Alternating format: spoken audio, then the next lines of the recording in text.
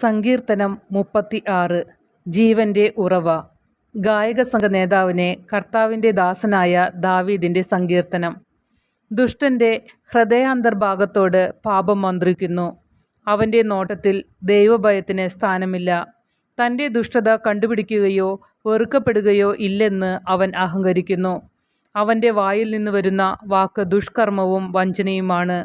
വിവേകവും നന്മയും അവൻ്റെ പ്രവൃത്തികളിൽ നിന്ന് അപ്രത്യക്ഷമായിരിക്കുന്നു. കിടക്കയിൽ അവൻ ദ്രോഹാലോചന നടത്തുന്നു. അവൻ ദുർമാർഗത്തിൽ ചരിക്കുന്നു. തിന്മയെ അവൻ വെറുക്കുന്നില്ല.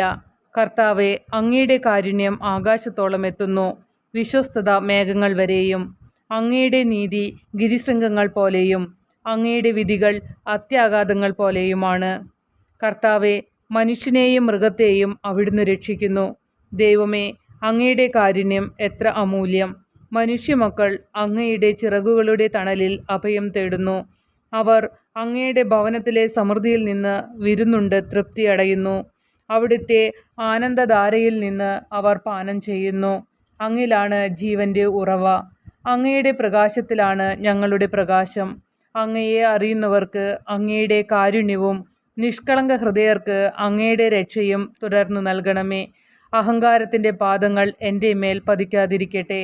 ദുഷ്ടരുടെ കൈകൾ എന്നെ ആട്ടിയോടിക്കാതിരിക്കട്ടെ.